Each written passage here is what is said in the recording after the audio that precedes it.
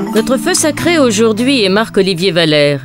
Comment un jeune sans vocation, nourri de ski et de foot, originaire de Neuchâtel, est-il devenu en peu d'années le directeur du musée d'art moderne de la ville de Paris, l'un des acteurs principaux de l'art contemporain dans le monde? Marc-Olivier, bonjour. Bonjour Viviane. Vous êtes avant tout aujourd'hui le directeur du Palais de Tokyo. Voilà, oui. Et puis nous sommes d'ailleurs assis ici au Palais de Tokyo, entourés d'œuvres dont nous allons parler tout à l'heure. Et puis vous êtes commissaire d'exposition, critique d'art, vous êtes enseignant aussi. Vous avez beaucoup de casquettes. Et c'est un parcours formidable parce que vous arrivez de Neuchâtel au départ. De Neuchâtel, oui, oui. Qu'est-ce qui vous a amené à l'art contemporain? Pourquoi l'art contemporain? Je sais pas. Est-ce que c'est un hasard? J'ai découvert, je dirais, bon, je me suis toujours intéressé à l'art, mais il faut savoir qu'à Neuchâtel, par exemple, il n'y a pas vraiment, en tout cas, il n'y avait pas vraiment d'art contemporain à l'époque. Il y avait une galerie extraordinaire qui s'appelait la galerie, enfin qui s'appelle toujours la Galerie Média, qui faisait beaucoup d'art contemporain, mais sinon, c'est vrai qu'il n'y avait pas grand-chose. Donc, je crois que vous étiez plutôt du côté du sport dans votre famille, vous aimiez le... Ah, moi j'étais un vrai sportif, hein, j'en faisais tous les jours. J'ai commencé par le football, hein, comme tout le monde, le ski beaucoup. Tous les dimanches on regardait les descentes à la télévision, tous les samedis j'avais les matchs de football, les entraînements la semaine. Donc pour moi je vivais par le sport. Donc on ne peut pas dire que vous avez été prédestiné à l'art? Non, mon rêve c'était qu'on m'enferme dans un magasin de sport et puis là ça aurait été génial, quoi. Et alors donc vous étiez à l'école là-bas? Voilà, oui, donc j'ai fait toutes mes écoles à Neuchâtel. Je ne sais pas du tout ce que je voulais faire. Moi une fois je suis allé voir, comme tout le monde à Neuchâtel, on avait l'orientation professionnelle. Le psychologue me dit non mais vous n'êtes pas fait pour le gymnase, qu'est-ce qu'il y a les tests? Non, vous n'êtes pas fait pour l'école de commerce, l'école technique encore moins, l'apprentissage encore moins. Je dis bon ben, qu'est-ce qui me reste? L'art. Non, ben, finalement j'ai fait le gymnase et puis comme de toute façon je ne savais pas quoi faire, j'ai fait l'université. Et puis j'ai fait philosophie, histoire de l'art, littérature anglaise, muséologie. Je crois qu'à 20 ans, vous avez vu une exposition qui vous a durablement marqué. Ouais, c'est vrai, je suis allé à Paris tout seul, j'ai marché dans la ville et je suis arrivé devant Beaubourg. Et là, j'ai eu un choc. Ouais. Et là, c'était, qu'est-ce que c'est ce truc, quoi? C'est incroyable. Et je suis rentré sans idée, sans même savoir que c'était le Musée national d'art moderne. Et je suis arrivé devant des salles, et là, je suis tombé quasiment en grâce devant des tableaux de Pollock. Ouais. Et là, c'était un choc. Je me dis, mais j'ai jamais vu ça. Qu'est-ce que c'est? L'art abstrait, donc j'ai découvert ça sans aucune connaissance, sans aucun a priori surtout. Et c'est vrai que là c'était un choc. À partir de là, je dis bon, il faut en faire quelque chose parce que il y a quelque chose qui se passe là, il y a des choses en jeu ici. Hein. Et donc là, j'ai commencé à m'intéresser à la peinture, à l'art moderne. Hein. Alors, du coup, c'était pas vraiment de l'art contemporain. L'art contemporain, j'ai découvert à travers la philosophie. Je ne l'ai pas découvert à l'université, enfin dans l'histoire de l'art, mais par la philosophie. On avait des professeurs extraordinaires hein, à Neuchâtel, orientés philosophie analytique, plutôt hardcore, logique. Donc pour moi, c'était une très très grande leçon. Pour moi, c'était peut-être ce qui m'a marqué le plus, ce qui m'a amené à l'art contemporain. Et j'ai eu un professeur extraordinaire, un professeur polonais qui enseignait à l'université de Fribourg, hein, qui est venu donner un semestre et qui nous a enseigné l'esthétique analytique. Qu'est-ce que c'est que l'esthétique analytique? L'esthétique analytique, donc, analyse pourquoi, à un moment donné, il y a une œuvre d'art. C'est-à-dire, il y a une chaise, prenons une chaise, et tout d'un coup, cette chaise, ce qu'on appelle se transfigure, hein, c'est un peu comme à l'église, hein, quand on a du vin, tout d'un coup on a autre chose que du vin, se transfigure en une œuvre d'art. Pourquoi? Et là, pour moi, c'était un changement radical. Là, tout d'un coup, pour moi, j'ai fait table rase de l'art moderne, en quelque sorte, et là, je suis rentré de plein pied dans l'art contemporain, grâce à l'esthétique analytique, grâce à mes professeurs d'esthétique analytique. C'est très important le rôle d'un professeur, au fond, dans la formation, et puis, bien sûr, dans le choix d'une vie. Oui, c'est important. Un professeur, c'est pas forcément celui qui vous apprend des nouvelles choses, c'est celui qui vous éveille la curiosité. Et Madame Galactéros de Boissier avait ce don de nous faire envie. Quand on sortait de ses cours, on se disait tiens, elle a dit ça, mais moi ça me fait penser à autre chose. Et je courais à la bibliothèque pour essayer d'en savoir plus. Ce sont des ouvreurs d'univers, au fond, les professeurs. Oui, des éveilleurs d'esprit, comme ça. C'est donc à l'université que Marc-Olivier Valère découvre l'art contemporain. Dans un double cursus de philosophie et d'histoire de l'art, le jeune homme suit ses cours à la faculté des lettres de Neuchâtel. Étudiant lui aussi, Christophe Blazer a rencontré Marc-Olivier à cette époque. Quand on est à l'université, on est très dépendant, on est un peu comme des poussins attendant qu'on nous mette la nourriture dans la bouche. Lui, il était différent dans la mesure où il trouvait sa propre nourriture, il cherchait déjà à trouver sa propre nourriture tout seul. Il était dans une forme de soft dissidence. Il voulait considérer les problèmes sous un angle légèrement décalé. Il n'était jamais vraiment content. Cette personnalité déjà très affirmée, ses anciens professeurs d'université peuvent en témoigner. Adoré ou controversé, l'étudiant Valère ne laissait personne indifférent. Marc-Olivier était un type d'élève un peu déroutant, qui pouvait décoiffer certains, mais qui, moi, m'attirait. Ce qui me fascine toujours, c'est cette malice, c'est ce regard critique qu'il fait passer. Et il n'obéissait jamais à la logique de la non-contradiction. Ça, c'est une chose qui m'avait frappée. Il avait un enthousiasme, une curiosité, un désir de scruter l'objet, l'œuvre d'art, en dehors des conventions. C'est cette efficacité que j'aime chez lui. Avec une apparente modestie, une apparente simplicité, il est extrêmement percutant. La trajectoire est fulgurante. En 1993, Marc-Olivier devient conservateur du musée des Beaux-Arts de Lausanne.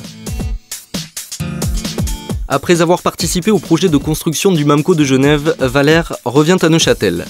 Il cofonde avec Jean-Pierre Huguet le Cannes. 6 ans durant, Marc-Olivier assure la direction artistique de ce centre d'art expérimental et novateur, axé sur la jeune création. Marc-Olivier a amené ici énormément d'artistes européens et français en particulier, des gens comme Olivier Blancard, Philippe Maillot qui vient d'avoir le prix Duchamp. Enfin, tout un monde a défilé dans cet endroit et puis c'est devenu peu à peu, cet endroit s'est imposé comme un des lieux importants, un place to be pour l'art contemporain en Suisse. À Neuchâtel, ce qui s'est passé, c'est que donc on était à un moment donné quelques passionnés comme ça, on allait voir des expositions à gauche à droite et on s'est dit un jour, mais pourquoi pas créer quelque chose ici. Donc on a créé le Cannes. Et là, donc, bon, j'ai fonctionné comme directeur artistique pendant 6 ans. En créant plus d'une centaine d'expositions, en invitant des artistes à gauche à droite. Enfin là, on avait une liberté qui était incroyable. Comme on n'avait pas de sponsors principaux, je dirais, on avait une liberté, on pouvait faire ce qu'on voulait.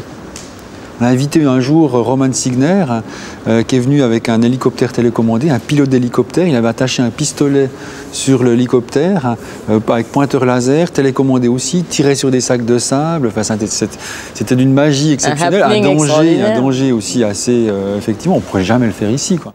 Et un jour, vous avez décidé de quitter Neuchâtel. Alors un jour, c'est vrai qu'au bout de 6 ans, moi j'aime bien créer les choses, j'aime bien mettre sur pied les choses, puis quand tout roule... C'est moins amusant. J'aimerais d'autres challenges. Donc il y a un autre challenge qui s'est posé à New York, le Swiss Institute. Mais comment ça s'est fait, New York? C'est pas, je veux dire, se retrouver à la tête du Swiss Institute de New York, c'est pas, ça tombe pas du ciel. Non, ça tombe pas du ciel. Mais moi, j'ai aussi fait cette exposition à Bienne qui s'appelait Transfert, qui était l'art dans l'espace public, qui a eu un énorme retentissement international. C'est vrai qu'il y avait des œuvres assez spectaculaires, enfin, qui étaient assez dans l'espace public, hein, donc chez les gens en quelque sorte. Donc il y avait une sorte d'interaction avec le public comme ça qui était très importante. Tu sais, on allait faire nos courses, on allait à la Migros, on voyait des œuvres dans l'espace CD, on allait à la pharmacie, on voyait des choses qu'on n'avait jamais vues, c'était des œuvres d'art. Tout d'un coup, on voyait un incendie en plein centre, c'était une œuvre d'art. On voyait une poubelle qui explosait, c'était une œuvre d'art. Et donc tout d'un coup, il y avait une sorte de suspense quand on visitait la ville. Il y a toujours des choses qui se passaient. On ne savait pas si c'était des œuvres, ça faisait partie de la réalité, si ça faisait partie du monde de l'art. Mais alors, qui est venu vous trouver ou comment est-ce que vous avez eu Après, quand on est dans le monde de l'art, on écrit dans les journaux. J'étais très présent en France, notamment à Art Press. Je faisais des expositions en tant que commissaire indépendant un peu partout.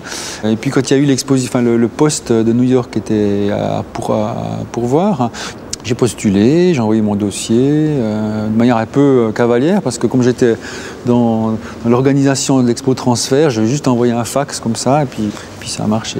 Et là, c'est vrai qu'on a commencé fort, hein. On a commencé très fort avec des expositions qui ont fait sensation à New York. Hein.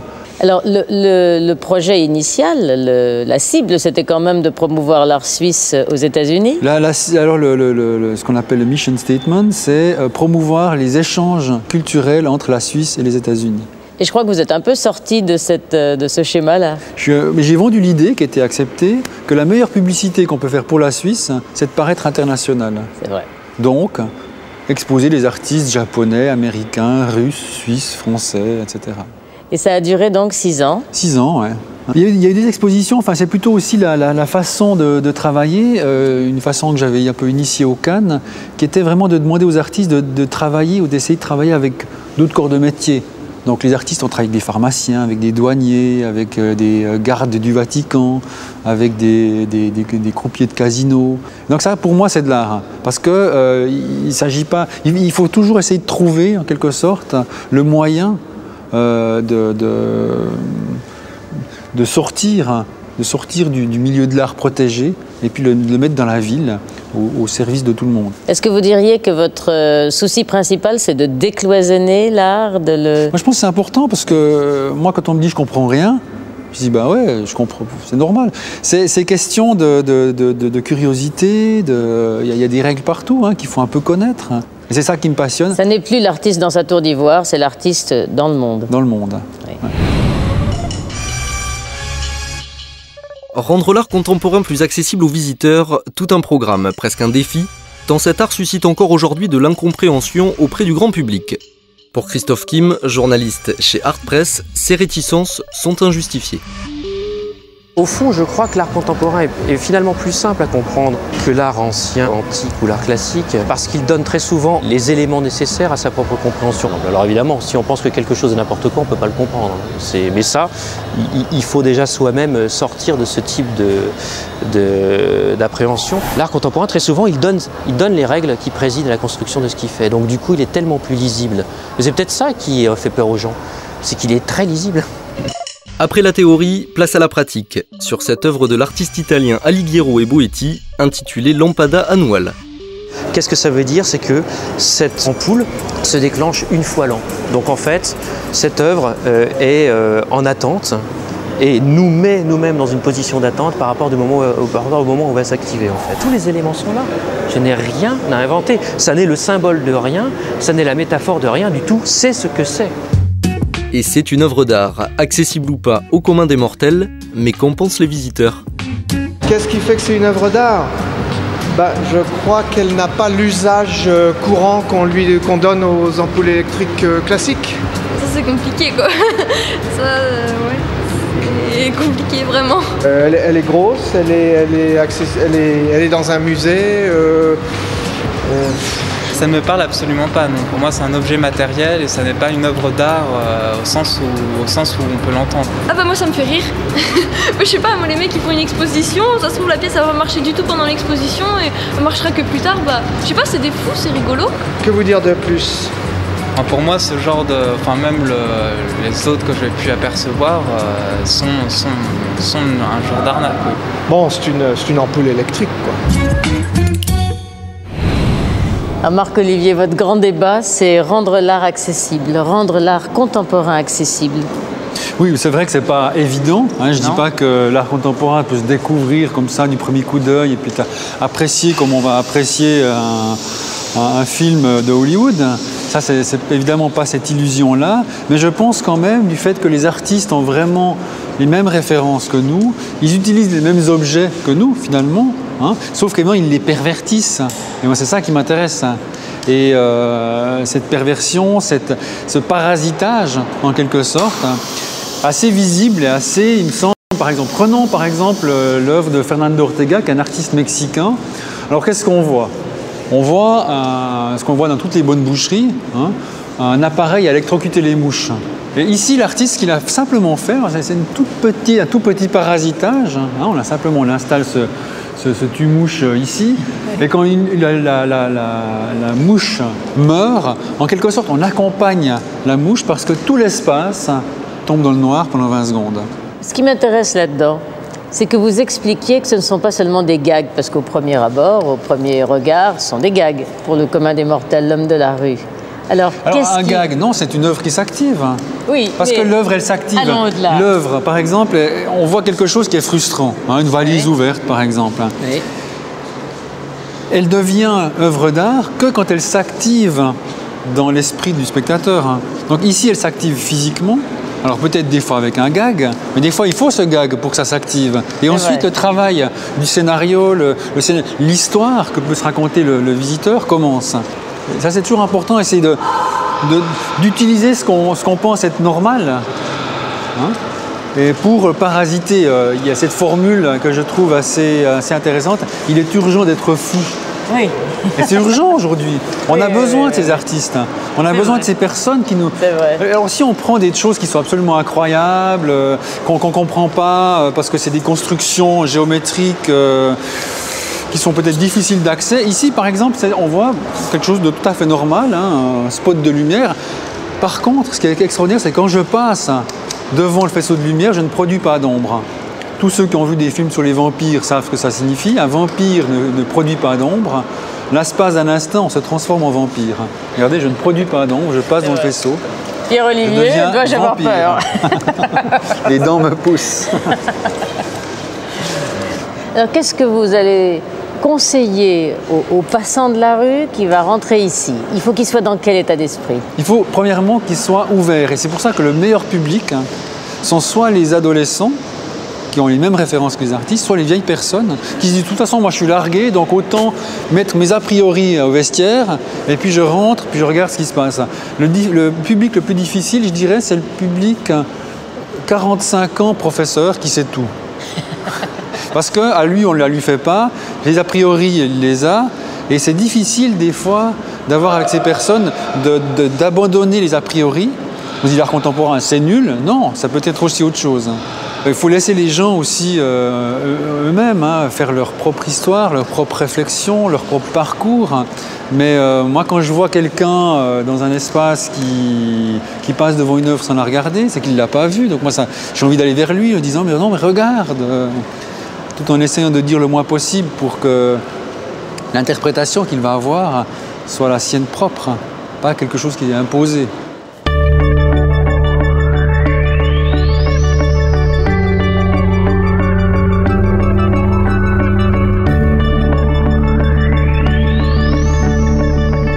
Je voudrais revenir à ce que vous êtes aujourd'hui, donc le directeur du Palais de Tokyo. C'est là aussi, après New York, Paris, c'est un parcours magnifique. Et avec ce pouvoir immense quand même d'apporter sur la scène parisienne vos goûts, vos choix. Et c'est assez exaltant ça. Ah, c'est génial. C'est vrai. C'est un rêve que j'ai toujours eu, d'avoir les moyens comme ça, de mettre en place mes obsessions, mes idées, mes réflexions. On a plus de 4000 m² de surface d'exposition, on a des salles différentes, des volumes différents, on peut créer plusieurs rythmes d'exposition différents. Donc ça, c'est un instrument qui est extraordinaire, j'en ai toujours rêvé. Donc là, j'ai cet instrument à disposition. Et on se trouve dans ce qu'on appelle la verrière, l'espace principal, dans l'exposition qui s'appelle 5 milliards d'années. Et non seulement l'exposition s'appelle 5 milliards d'années, je dirais, mais la session qui comprend 2 expos de groupe, 4 expos personnelles, s'appelle aussi 5 milliards d'années. On est en quelque sorte au sein d'un scénario ici qui est en train de se construire. C'est ma première exposition au Palais de Tokyo. C'est un peu le prologue, je dirais, d'une histoire qui va se construire sur les prochains mois, les prochaines années. Pour moi, c'est important de ne pas simplement donner des expositions. Voilà une exposition, puis dans 2 mois, vous en aurez une autre. On aligne les expositions après les expositions, puis chaque fois, le spectateur est jeté comme ça dans un nouvel univers. Moi, j'ai à cœur d'essayer de construire un scénario, un peu comme on écrit un livre, ou pour reprendre le langage télévisuel, un épisode. Premier épisode, 2e épisode, et au bout d'une année, on a une saison. Et la personne qui arrive au 3e épisode a toujours des indices pour savoir ce qui s'est passé avant. On lui donne toujours des indices aussi pour essayer de deviner ce qui va se passer après. Et ce que j'essaye de faire ici, c'est un peu la même chose, essayer de mettre le visiteur au sein d'un scénario en construction. Questionnement sur le temps et la création, bienvenue à l'exposition 5 milliards d'années. Première réalisation de Marc-Olivier Valère au Palais de Tokyo, et selon ses collaborateurs, une exposition à l'image du personnage. Si cette exposition s'appelle 5 milliards d'années, par exemple, eh bien c'est parce qu'il est intéressé au plus profond de lui-même, je crois, par tout ce qui est de l'ordre du mouvement, de la transformation et d'un ensemble de données qui ne seraient pas stables, définies. Ça, je crois que c'est quelque chose qui, très certainement, transparaît dans tous ses actes. Une envie de mouvement associée à une scénographie audacieuse, la vraie patte de Marc-Olivier Valère réside dans les mises en scène spectaculaires d'exposition. Les professionnels de l'art semblent apprécier. J'étais impressionné par la photogénie de l'exposition. Marc-Olivier Valère, c'est quelqu'un qui a vraiment un sens vraiment visuel et vraiment photogénique de l'expo. Il y a une cohérence dans tout le choix des artistes. Il y a une vraie sensation de thématique, plus que d'avoir des artistes les uns à côté des autres. Quand je suis surpris, ça me plaît, et là, en l'occurrence, je suis agréablement surpris. Il apporte sa vision personnelle, sa sensibilité, ses choix d'artiste, ses façons de travailler, sa manière d'envisager l'esprit du lieu. Le challenge est là, c'est de voir comment le Palais de Tokyo peut se transformer. Et c'est ça qui est intéressant. Métamorphoser l'endroit pour lui redonner sa propre identité, en quelques mois, le changement de direction s'est fait sentir et offre au Palais de Tokyo une seconde jeunesse. On voit bien que ça change aussi de paysage, quoi. C'est beaucoup moins le côté que moi j'aimais, je détestais pas, le côté un peu agitation, fête foraine, industrie de la culture. Et je pense que pendant 4 ans, le Palais de Tokyo a été vers ça. Ici, c'est un autre paysage, on se ressent sur la question de l'exposition, sur le langage de l'exposition. Moi, j'aime bien le fait que la prise de possession du lieu inaugure une sorte d'autre paysage pour le Palais de Tokyo à venir. Donc, de ce point de vue, pour moi, c'est très réussi. Il est vrai que j'ai certains amis qui avaient arrêté de venir parce qu'ils étaient un petit peu blasés par ce qu'on leur proposait. Et là, ils ont été agréablement surpris par cette exposition. Pour conclure, ça démarre très bien. Parlez-moi du directeur que vous êtes. Alors, comment fonctionnez-vous avec les artistes, avec le personnel de cette grande maison? J'imagine qu'il y a beaucoup de monde ici qui travaille pour vous. Personnes. Combien? Ouais, 45. 45 personnes. Ouais. Non, ça fonctionne quand on est 4 ou 5, comme on était au Swiss Institute, ou quand on est 45, c'est pas fondamentalement différent. Hein, il faut que les choses avancent. Il faut prendre des décisions. Moi, ce que j'essaie toujours, c'est d'être en phase avec les artistes d'aujourd'hui.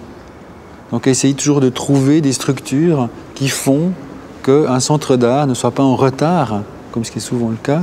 Et inévitablement, c'est le cas, mais le moins possible, de combler le fossé en fait, qui nous sépare dans le fonctionnement des artistes et le fonctionnement d'un centre d'art. Comment rentrez-vous en contact avec les artistes? Comment les trouvez-vous? Comment ça se passe? Une fois de plus, il faut être ouvert, il faut être ouvert à tout, il faut être curieux, il faut voyager, il faut discuter avec les gens. Moi, je suis plutôt quelqu'un qui suit les artistes pendant un certain moment avant de les exposer. C'est-à-dire que j'aime bien voir comment le travail évolue.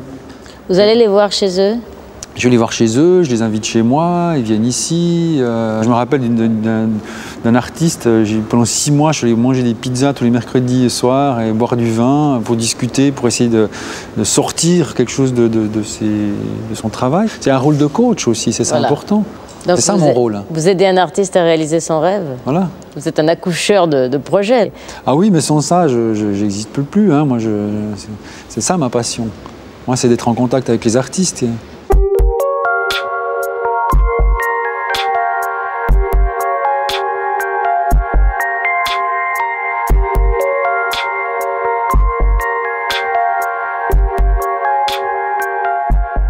Est-ce que vous diriez que vous avez en quelque sorte créé votre chance? Bah oui, parce que je suis parti de rien. Enfin, il n'y avait aucun instrument qui était destiné qui m'était destiné. Hein, donc je passe, disons, du football à l'art contemporain sans transition. Moi, je crois que ce qui est important, c'est d'être à l'écoute, finalement, de soi. C'est ce que vous diriez aux jeunes qui vous regardent? C'est comme un artiste, hein. Il faut savoir s'écouter et d'essayer de toujours garder son autonomie, d'être redevable en rien à personne. Et ça, c'est important. Ça, c'est à mon avis l'essentiel, parce que si on garde cette indépendance d'esprit, alors forcément, on sera sensible à la graine de passion qu'il y a quelque part. C'est un moment privilégié qu'on a passé avec vous, Marc-Olivier. Merci. Merci beaucoup de nous avoir un peu ouvert cet espace de liberté et puis cet espace d'espoir, parce que c'est un espoir pour tous les hommes, de pouvoir accéder à ce qui paraissait, il n'y a pas encore si longtemps, le royaume de quelques-uns, et puis que vous ouvrez à tous. Et merci pour cela, et pour cette belle conversation avec vous, et ce beau moment avec vous. Merci.